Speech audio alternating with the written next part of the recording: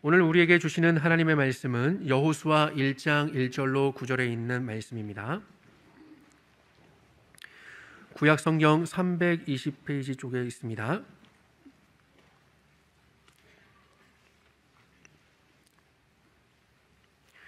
여호수아 1장 1절로 9절에 있는 하나님 말씀을 제가 봉독하겠습니다. 여호와의 종 모세가 죽은 후에 여호와께서 모세의 수종자 눈의 아들 여호수아에게 말씀하여 이르시되 내 종 모세가 죽었으니 이제 너는 이 모든 백성과 더불어 일어나 이 요단을 건너 내가 그들 곧 이스라엘 자손에게 주는 그 땅으로 가라. 내가 모세에게 말한 바와 같이 너희 발바닥으로 밟는 곳은 모두 내가 너희에게 주었노니 곧 광야와 이 레바논에서부터 큰 강, 곧 유브라데 강까지 해 족속의 온 땅과 또 해지는 쪽 대해까지 너희의 영토가 되리라. 내 평생에 너를 능히 대적할 자가 없으리니 내가 모세와 함께 있었던 것 같이 너와 함께 있을 것임이니라. 내가 너를 떠나지 아니하며 버리지 아니하리니 강하고 담대하라. 너는 내가 그들의 조상에게 맹세하여 그들에게 주리라 한 땅을 이 백성에게 차지하게 하리라. 오직 강하고 극히 담대하여 나의 종 모세가 내게 명령한 그 율법을 다 지켜 행하고 우로나 좌로나 치우치지 말라. 그리하면 어디로 가든지 형통하리니 이 율법책을 내 입에서 떠나지 말게 하며 주야로 그것을 묵상하여 그 안에 기록된 대로 다 지켜 행하라. 그리하면 내 길이 평탄하게 될 것이며 내가 형통하리라. 내가 내게 명령한 것이 아니냐. 강하고 담대하라. 두려워하지 말며 놀라지 말라. 내가 어디로 가든지 내 하나님 여호와가 너와 함께 하느니라 하시니라. 아멘. 우리 사랑하는 성도 여러분, 지난 한 주간 동안 잘 지내셨습니까? 네. 이렇게 다시 뵙게 돼서 반가운데요. 우리 같이 인사 좀 나누실까요? 앞뒤 좌우에 계신 분들, 또 가정에서 온라인으로 들으시는 분들 인사하시죠. 반갑습니다. 환영합니다. 주님의 은혜와 평강이 함께 하시기 바랍니다. 네. 오늘은 말씀 세대와 세대를 잇는 다리라는 제목으로 말씀을 전하겠습니다. 많은 교우들께서 우리 가정의 신년 기도 제목을 내주셨는데요. 그것을 가지고 매일 새벽 이제 우리 성도님들을 위해서 기도하고 있습니다. 그 중에 하나, 올해 처음으로 교사로 섬기게 된 한 청년이 이런 기도를 부탁을 했어요. 한번 보실까요? 어릴 때 다녔던 화성교회 교회학교에서 교사로 섬기게 된다는 것이 얼마나 감사하며 중요한 자리임을 잘 알고 있습니다. 아이들에게 교사란 참 많은 영향을 주고받는 중요한 관계라는 것을 어렸을 때부터 느꼈던 저이기에 더욱 기도로 고민했던 직분입니다. 하나님의 말씀을 바르게 가르치고 무엇보다 하나님께서 제게 주신 넘치는 사랑 안에서 아이들과 교제할 수 있도록, 그리고 사랑이 넘치는 교사가 될 수 있도록 기도해 주세요. 힘든 순간이 있을지라도 하나님을 사랑하는 마음으로 아이들을 사랑하고 매일 기도하는 교사가 될 수 있도록 기도해 주세요.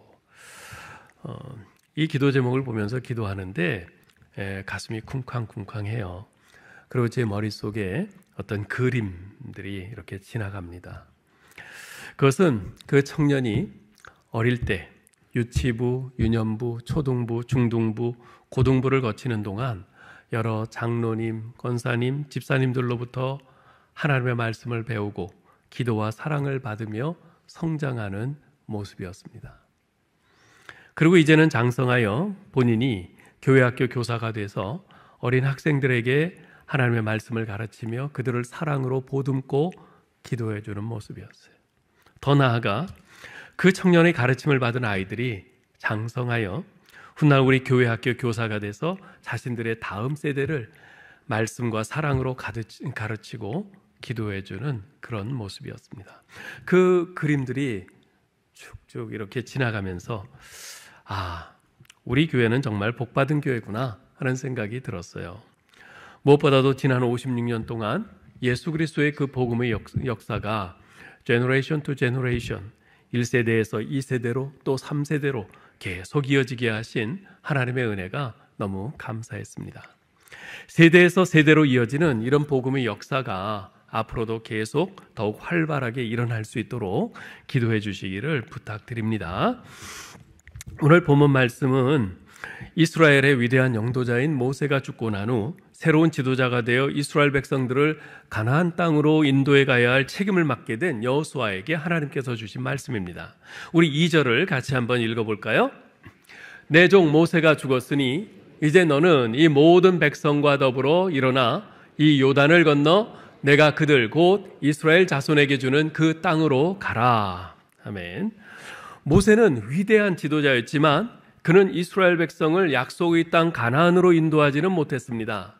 그것은 그의 몫이 아니라 여호수아에게 주어진 몫이었기 때문에 그렇죠. 이 사실이 우리에게 주는 한 가지 중요한 교훈이 있습니다. 여러분, 모세는 율법을 대표하는 사람입니다. 왜냐하면 하나님께서 모세를 통해 이스라엘 백성들에게 율법을 주셨기 때문입니다. 그래서 율법을 일컬어서 모세의 율법이라 그렇게들 이제 부르죠. 자, 그런데 율법은 우리를 약속의 땅 가나안으로 인도하지는 못합니다. 왜냐하면 율법은 하나님의 약속을 받을 수 없기 때문입니다. 그것은 율법에 흠이 있어서가 아닙니다. 모세는 죽을 때까지 눈이 흐리지 아니하였고 기력이 쇠하지 아니하였습니다. 마찬가지로 율법이 하나님의 약속을 이어받지 못하는 까닭은 율법에 흠이 있어서가 아니라 인간이 약하고 죄가 있어서 그렇습니다. 이스라엘 백성들을 가나안 땅으로 인도하고 그 땅을 차지하도록 이끌 지도자는 바로 여호수아였습니다. 지난주에 말씀드렸듯이 이 여호수아라는 이름은 예수라는 이름의 히브리식 표현입니다. 히브리어예요. 여기서 우리를 영적 전쟁에서 승리하도록 이끄실 우리의 진정한 지도자요 군대 장관은 바로 예수 그리스도이심을 알 수 있습니다. 실제로 여호수아서에는요, 여러 곳에서 여호수아가 예수 그리스도의 예표, 그림자로 이렇게 묘사되고 있습니다. 앞으로 우리가 그런 것들을 보게 될 겁니다. 사랑하는 성도 여러분, 우리를 당면한 영적 전쟁에서 승리케 하실 분은 오직 예수 그리스도십니다. 예수 그리스도께서 날 대신하여 달리신 십자가에서 표현된 나를 향한 하나님의 그 무한하신 사랑과 주님께서 날 위해 흘리신 보혈의 능력이 아니고서는 우리가 이 영적 전쟁에서 승리할 가능성은 1%도 없습니다. 그러므로 약속의 땅 가나안을 향한 우리의 믿음의 행보는 믿음의 주요 온전케 하시는 이인 예수 그리스도를 바라보는 것에서 출발해야 합니다. 하나님의 백성인 우리의 시작과 끝은 예수 그리스도이십니다. 우리의 능력의 근원도 예수 그리스도시요 우리의 영광의 면류관도 예수 그리스도이십니다. 다시 한번 우리의 삶에 있어서 예수 그리스도의 중심성을 재확인하시는 시간이 되실 수 있기를 바랍니다. 예수로 시작하고 예수로 마치며 예수로 살고 예수로 죽는 저의 삶이 되기를 원합니다. 이것이 올 한 해 우리 모두의 기도의 제목이 될 수 있기를 축원합니다. 여러분, 지금 여호수아는요 지금 전혀 새로운 출발선상에 있어요. 이제까지 그는 모세의 시종으로서 모세가 시키는 일만 열심히 하면 됐어요. 모든 책임은 모세가 졌습니다. 여호수아 자신은 그 책임에서 한 걸음 옆으로 비켜서 있었죠. 하지만 이제 상황은 달라졌습니다. 여호수아 자신이 최고 지도자가 된 겁니다. 모든 책임을 자신의 두 어깨에 짊어지게 되었죠. 더구나 그가 감당해야 될 일이 어떤 겁니까? 200만이 넘는 이스라엘 백성들을 가나안 땅으로 인도해 가는 것이었어요. 여러분 생각해 보세요. 자신의 스승이었던 위대한 영도자 모세에게도 틈만 나면 불평하고 원망하며 불순종했던 이스라엘 백성들 아니겠습니까? 그런 백성들을 책임지고 가나안 땅까지 데리고 간다는 것은 아무리 생각해도 난감한 일이 아닐 수가 없는 겁니다. 뿐만 아니라 그들을 이끌고 가나안 땅이라는 전혀 새로운 환경으로 들어가야 했어요. 문화도 다르죠. 언어도 다르죠. 사는 방식과 가치관도 다르죠. 무엇보다도 종교가 다른, 즉 영적으로 전혀 이일적인 그런 민족들이 살고 있는 곳입니다. 그곳에 들어가서 그들의 땅 한 귀텅이에 자리 잡고 그들과 공존해야 하는 것이 아니라 그들을 그 땅에서 완전히 몰아내고 그 땅을 차지해야 하는 일이었어요. 그렇다면 그들과의 전쟁은 필연적인 것이죠. 그들은 이스라엘에 비하면 전쟁 경험도 많고 잘 훈련된 군사들을 가지고 있고 성도 튼튼하고 첨단 병기들도 보유하고 있었습니다. 이 모든 상황을 생각할 때 여호수아는 두렵지 않을 수가 없었습니다. 지도자로서 새 출발을 해야 하는데 첫걸음을 내딛기도 전에 두려움에 온몸이 굳어버려요. 그런 여호수아에게 하나님께서 말씀을 주십니다. 두 가지 말씀을 주시는데요. 하나는 내가 가나안 땅을 너희에게 주겠다는 말씀이고요. 다른 하나는 내가 너와 함께 하겠다는 말씀입니다. 이것은 하나님 쪽에서 하실 일들이었어요. 신실하신 하나님, 거짓이 없으신 하나님께서는 약속하신 그대로 분명히 이루실 것입니다. 그렇게 하실 것입니다. 자, 그런데 하나님께서는 당신께서 하실 일만 말씀하시는 것이 아니라 여호수아 쪽에서도 해야 할 일이 있음을 말씀하십니다. 여러분 7절, 8절을 우리 같이 한번 읽어보겠습니다. 오직 강하고 극히 담대하여 나의 종 모세가 내게 명령한 율법을 다 지켜 행하고 우로나 좌로나 치우치지 말라. 그리하면 어디로 가든지 형통하리니 이 율법책을 내 입에서 떠나지 말게 하며 주야로 그것을 묵상하여 그 안에 기록된 대로 다 지켜 행하라. 그리하면 내 길이 평탄하게 될 것이며 내가 형통하리라. 아멘. 하나님께서 여호수아에게 요구하신 것이 무엇입니까? 그것은 백성들에게 군사훈련을 잘 시켜서 그들을 정예 군인으로 만들라는 것이 아니었습니다. 적군을 단숨에 무력화시킬 수 있는 첨단 무기를 발명해내라. 그것도 아니었어요. 조직을 개편해서 지휘체계를 튼튼히 해라. 그것도 아니었습니다. 하나님의 요구는 딱 하나였어요. 하나님의 말씀을 꽉 붙들라 하는 것이었어요. 하나님의 말씀을 꽉 붙들라. 날마다 하나님의 말씀을 부지런히 읽고 깊이 묵상하고 그 말씀에 기록된 대로 순종하며 살라는 것입니다. 이제 가나안 정복 전쟁의 출발 선상에서 당면한 여러 가지 문제들 때문에 골머리를 앓고 있는 여호수아에게 하나님께서 요구하신 것은 오직 그것 하나였습니다. 하나님께서는 어째서 여호수아에게 다른 것은 요구하지 아니하시고 그것 하나만을 요구하신 걸까요? 그것은 하나님의 말씀만이 인생의 모든 상황 속에서 우리가 마땅히 걸어가야 할 정도를 정확히 알려주는 인생 매뉴얼이기 때문에 그렇습니다. 그렇습니다, 여러분. 하나님의 말씀만이 내가 걸어가야 할 내 인생의 정도를 정확히 알려주는 인생 매뉴얼입니다. 하나님께서는 오늘 우리에게도 동일하게 말씀하십니다. 2023년도도 벌써 한 달이 다 지나가고 있는데 어떠냐? 살만하냐? 어디로 어떻게 가야 할지 너를 고민스럽게 만드는 문제들이 하나둘이 아닐 텐데 너는 지금 제대로 가고 있니? 너는 제대로 출발했니? 혹시 출발점이 잘못된 것은 아니니? 너의 출발점은 어디냐? 나 여호와 하나님의 말씀으로부터 시작해라. 성경 말씀을 꽉 붙들거라. 날마다 하나님의 말씀을 읽고 깊이 묵상하고 그 말씀을 순종하여 살기로 결심하거라. 만일 우리가 하나님의 요구에 겸손히 허리를 꺾고 따른다면 분명 우리의 이 2023년도는 괄목할 만한 영적 진보와 풍성한 열매로 결론 지어질 것입니다. 그러나 안타깝게도요, 많은 신자들이 그런 결심을 외면합니다. 그래서 교회 다니기는 다니지만 하나님의 말씀에는 거리가 멀고 그래서 무지한 사람들이 참으로 많습니다. 우리나라에 잘 알려진 어느 대형 교회에서 이제 자체 설문조사를 했는데요. 한 청년이 성경 읽기에 대한 자신의 생각을 다음과 같이 아주 솔직하게 털어놓았어요. 성경을 얼마나 읽냐고요? 솔직히 잘 안 읽어요. 성경을 읽어야 한다는 건 알지만 실천이 잘 안 되더라고요. 평소에 성경책을 잘 가지고 다니지도 않고 스마트폰에 전자성경이 설치되어 있지만 그것도 잘 안 봐요. 성경 말고도 볼 게 너무 많거든요. 이 청년의 속내는 그 마지막 문장에 있습니다. 진심은 마지막 문장에 있어요. 더 이상 성경 읽지 않아도 살아가는데 아무 문제가 없다는 겁니다. 성경 말고도 볼 것, 들을 것들이 얼마나 많은데 성경 읽는데 아깝게 시간을 쓰느냐는 거예요. 이 말에 담긴 의미가 뭘까요? 성경을 더 이상 내 삶을 이끌어가는 절대적인 가치 기준으로 삼고 있지 않다는 겁니다. 내 스스로의 판단으로 내 감정에 따라 그렇게 행동하며 산다는 거예요. 이것이 교회 안 다니는 예수 안 믿는 사람 이야기가 아니라 예수 믿는 신자의 이야기입니다. 오늘날은 소위 포스트모더니즘의 시대라고 일컬어지고 있습니다. 전에도 말씀드렸습니다만 이 포스트모더니즘의 주요 특징 가운데 하나는 렐러티비즘, 상대주의입니다. 개인의 느낌을 중시합니다. 그래서 이전 시대에는 절대적인 진리라고 모두가 인정하고 믿어왔던 것들이 포스트모던 시대에 들어와서는 흔히 부정되곤 합니다. 그 대표적인 예가 바로 동성애 아니겠습니까? 오늘날 미국이나 유럽 같은 서구 국가들은 물론이고 우리나라에서도 동성애가 갈수록 확산되고 있어요. 그래서 여름만 되면 서울시청 앞 광장에서 퀴어 축제를 하지 않습니까? 전통적으로 결혼은 한 남자와 한 여자의 결합이었고 그것이 옳다고 모두들 인정해 왔습니다. 우리가 아까 읽은 고백한 소유리문답 제10문처럼 하나님께서 사람을 지으실 때 남자와 여자로 만드셨어요. 그렇게 하신 이유가 뭡니까?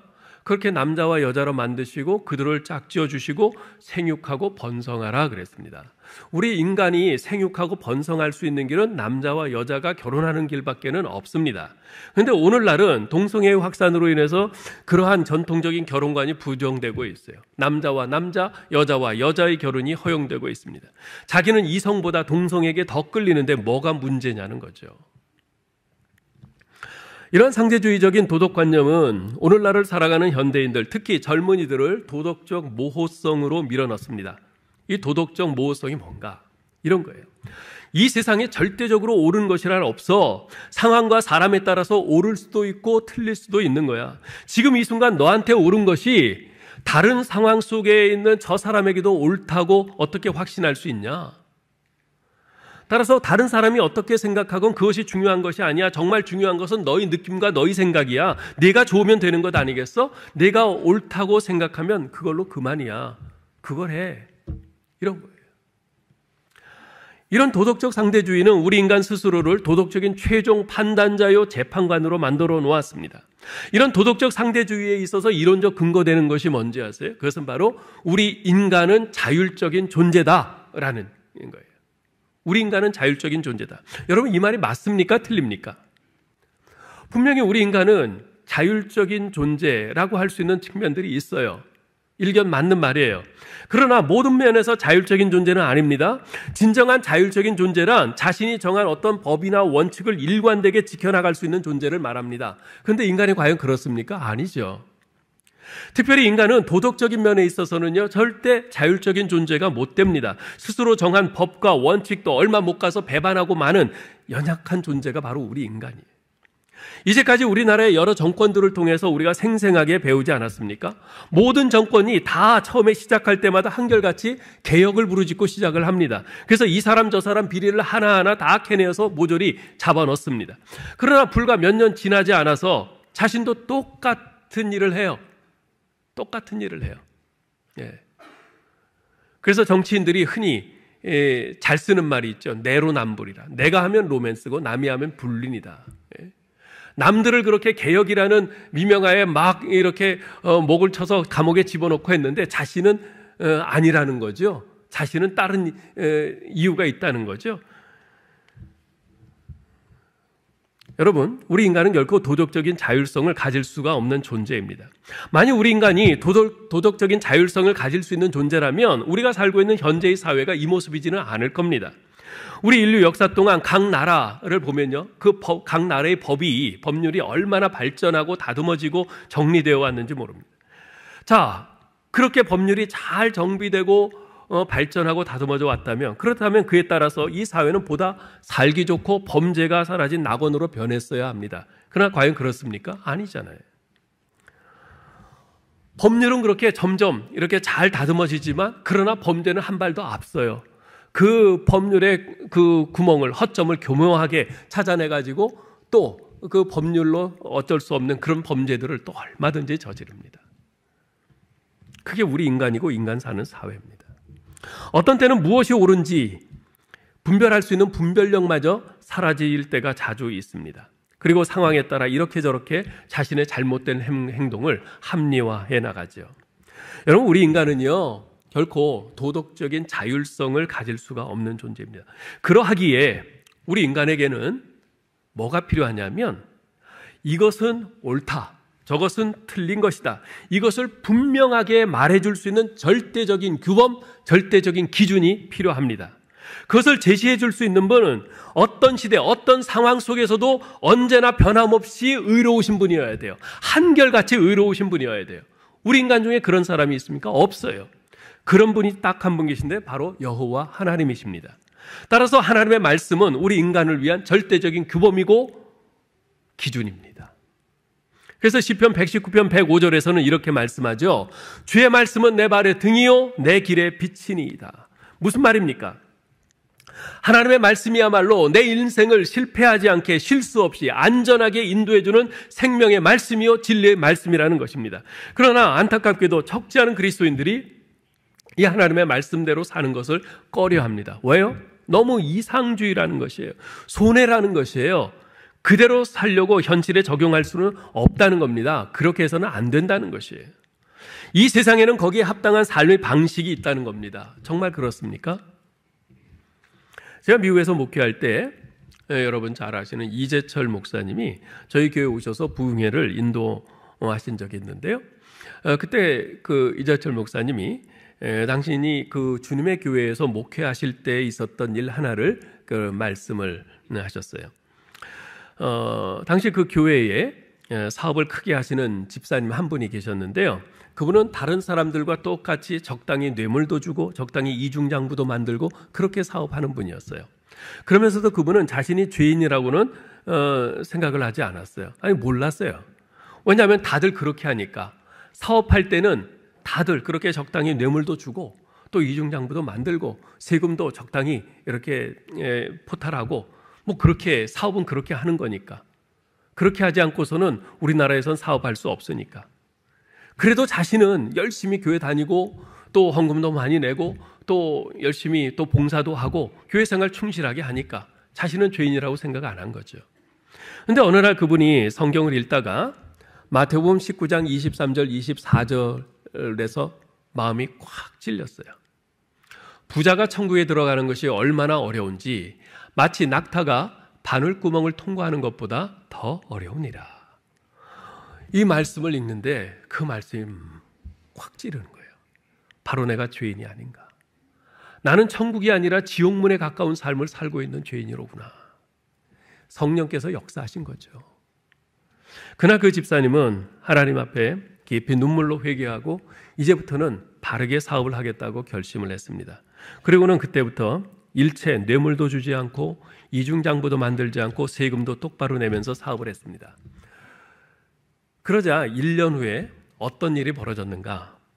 회사 매출이 75%가 날아갔어요. 네. 전에는 100억 원 팔았다면 그 한 해 동안엔 25억 원밖에 못 판 거예요.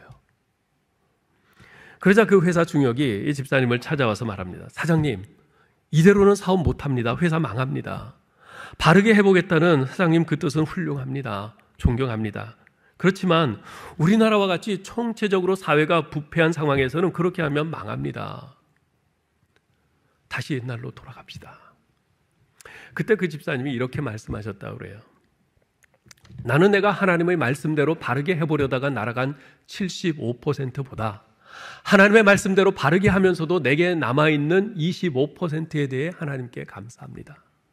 나는 앞으로도 계속 이렇게 할 것입니다. 저는 그 집사님이 하셨다는 이 말을 듣고 얼마나 가슴이 떨렸는지 모릅니다. 그 집사님은 심하게 지방 사투리를 쓰시는 분이라고 그래요. 기도할 때 말도 이리 왔다 저리 갔다 하면서 횡설수설하는 분이라고 그래요. 그러나 그분은 진정한 그리스도인입니다. 남들처럼 매끄럽고 논리정연하게 기도하지 못한다 해도 새벽 기도와 철회 기도를 하지 못한다 해도 그 집사님은 성령 충만한 그리스도인인 것입니다. 우리 한국 교회사에 보면요, 주옥 같은 그런 신앙의 선배들의 이야기가 참 많습니다. 강화도에서 이런 일이 있었다고 합니다. 1900년, 그러니까 지금부터 한 123년 전이죠.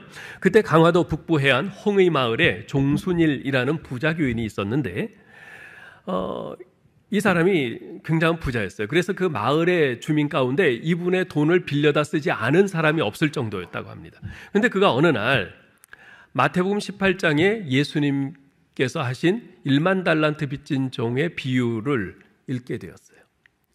임금에게 1만 달란트 빚진 신하가 그 빚을 탕감받고 나가다가 자기에게 쥐꼬리만한 100데나리온 빚진 자를 만나서 그 빚을 탕감해 주지 않고 감옥에 가두었어요.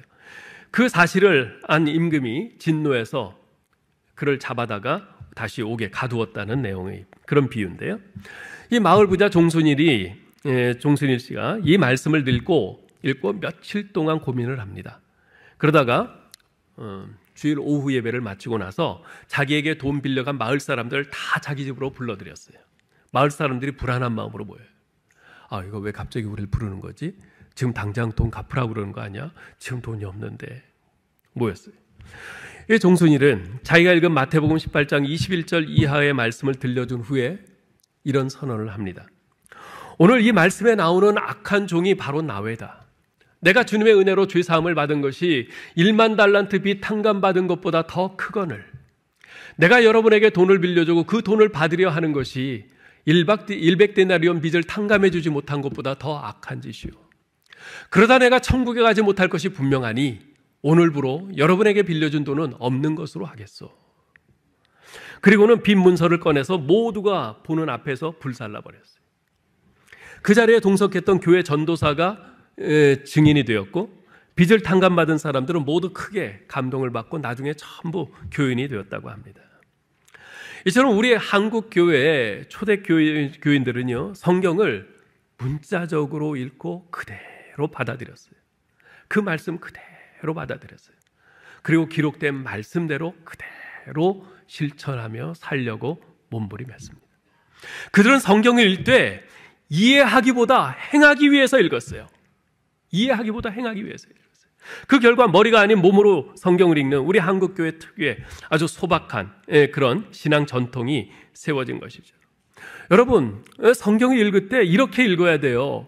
물론 성경을 읽을 때 이해해야죠. 그런데 오늘날 보면은 설교도 많이 여기저기서 듣고 또 신앙 서적도 많이 읽고 그러면서 성경을 웬만큼 안다고 생각해요. 그래서인지는 몰라도 성경을 읽을 때 거기서 뭔가 자꾸 새로운 것을 찾아내려고 해요. 그리고 새로운 것을 자꾸 깨달으려고 해요. 그런 것을 쫓아다녀요. 지금 나에게 들려지는 이 말씀, 아무리 옛날부터 계속 들어왔던 말씀이라 할지라도 그 말씀 대할 때는 하나님이 지금 나에게 이렇게 말씀하시니 내가 이 말씀대로 순종하며 살겠습니다. 그 결단이 있어야 되는데 자꾸 새로운 것만 뭔가 깨달으려고 하고 찾으려고 하고 이해하려고 하고 그런 것만 쫓아다녀요. 아니요. 성경은 그렇게 읽는 것이 아닙니다. 성경은 내게 하나님께서 말씀하셨으니 제가 그 말씀대로 순종하겠습니다. 이 마음으로 읽는 것입니다. 사랑하는 성도 여러분, 하나님의 말씀인 성경을 매일 부지런히 읽으시기 바랍니다. 깊이 묵상하시기 바랍니다. 그리고 그 안에 기록된 대로 좌로나 우로나 치우침 없이 그대로 지켜 행하기로 결심하시기 바랍니다. 그러면 내 길이 평탄하게 될 것이며 내가 형통하리라 약속하십니다. 우리의 인생길이 평탄하고 형통하게 된다는 것이 어떤 의미일까요? 우리 예수님께서는 요한복음 8장 32절에서 이런 말씀을 하셨어요. 너희가 진리를 알지니 진리가 너희를 자유하게 하리라. 우리가 진리인 하나님의 말씀을 알면 그 진리가 우리를 죄책감으로부터 자유케 합니다. 두려움으로부터 자유케 합니다. 분노에서 우리를 해방시킵니다. 우리의 마음을 변화시킵니다. 우리 인생길을 막아서는 문제들을 돌파할 수 있는 지혜와 능력을 줍니다. 이겁니다. 이래서 우리 인생길을 평탄하게 하고 형통케 하는 하나님의 말씀의 능력은 좌로나 우로나 치우침이 없이 말씀에 기록된 대로 그대로 지켜 행한 사람만이 맛볼 수 있습니다. 머리로 재고 계산하고 순종하지 않으면 말씀의 약속이 이루어지는 경험은 불가능합니다.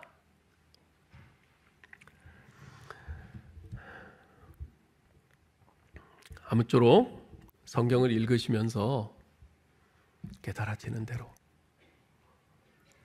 하나님께서 나에게 이렇게 말씀하시는구나, 이렇게 하라고 하시는구나 생각하고 그대로 순종의 결심을 하고 순종해 나가실 수 있는 여러분 되시기를 주님의 이름으로 축원합니다. 자, 그런데 오늘 말씀에서 우리가 특별히 주목할 부분이 있습니다. 7절인데요. 다시 한번 읽어보겠습니다. 오직 강하고 극히 담대하여 나의 종 모세가 네게 명령한 그 율법을 다 지켜 행하고 우로나 좌로나 치우치지 말라. 그리하면 어디로 가든지 형통하리니. 지금 하나님께서 여호수아에게 지켜 행하라고 명하시는 율법은 어떤 율법입니까? 나의 종 모세가 내게 명령한 그 율법입니다. 다른 율법이 아닙니다. 모세는 하나님께 받은 그 율법으로 광야 생활 39년 동안 이스라엘 백성들을 가르치며 하나님의 백성으로 훈련시켰습니다.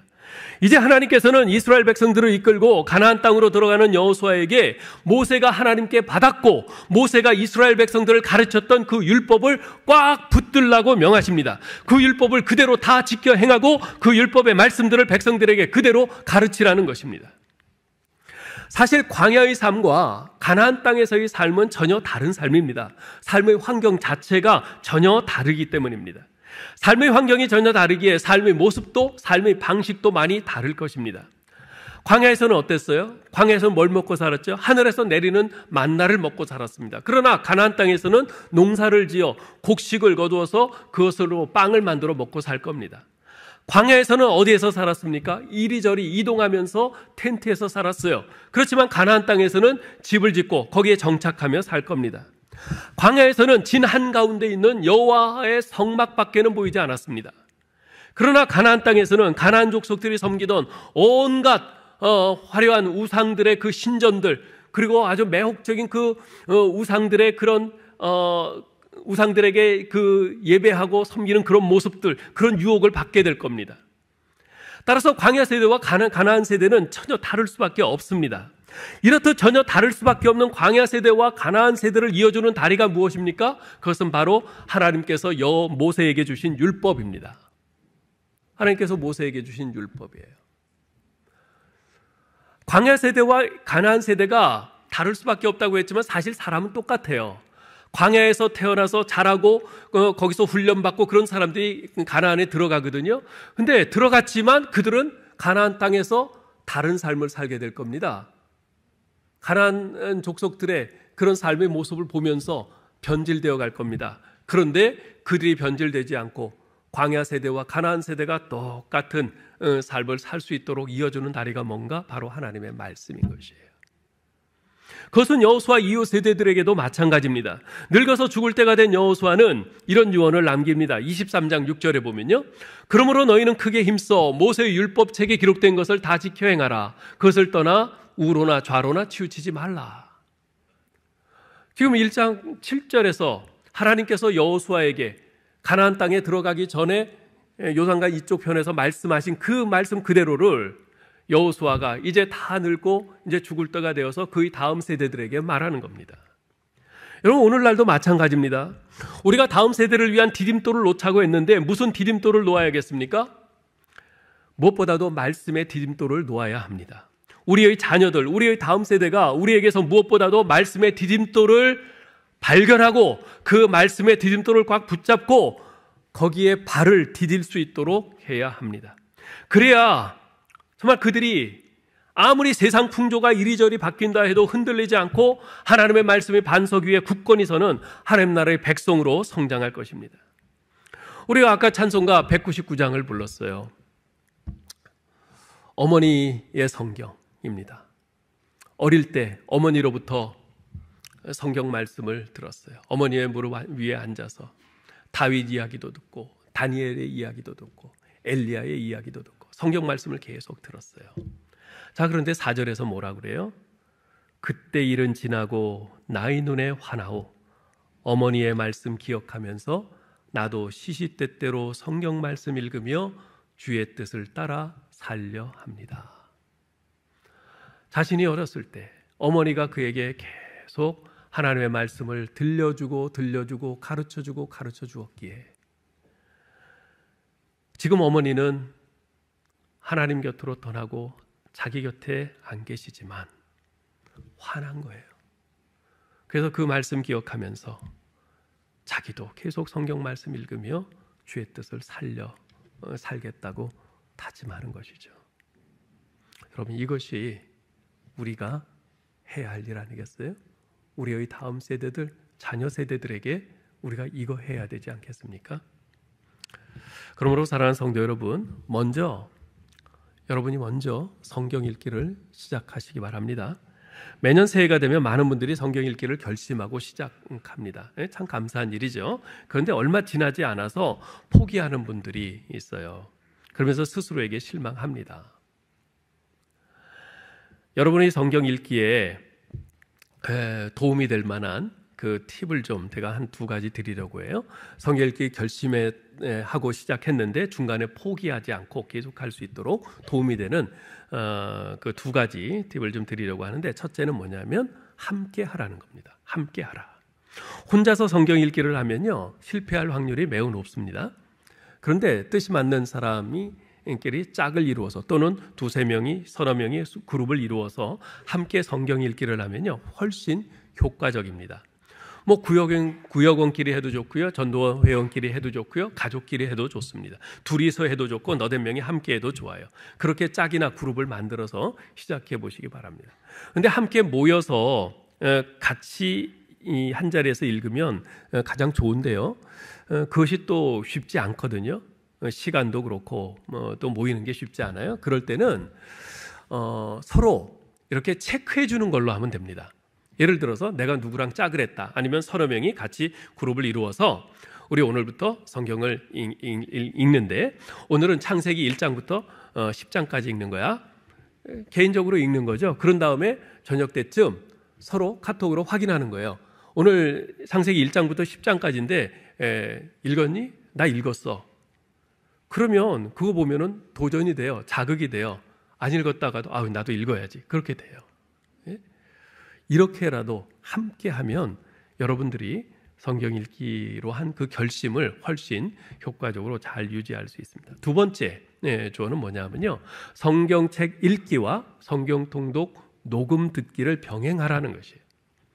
그저 눈으로 읽기만 하면요, 졸리고 집중력이 떨어지게 됩니다. 그럴 때 통독용 음성 파일을 이용하면은, 녹음된 것을 이용하면 매우 효과적입니다. 여러분 다 스마트폰 가지고 계시죠?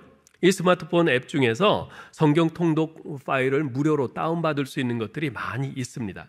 어떻게 다운받는지 모르신다고요? 그러면 자녀들한테 물어보세요. 아니면 우리 목사님들한테 물어보세요. 그러면 잘 가르쳐 드릴 겁니다. 바쁜 일상 속에서 이 앱을 이용해서 성경을 읽는다면, 또 듣는다면 훨씬 집중도 잘 되고요, 효과도 높습니다.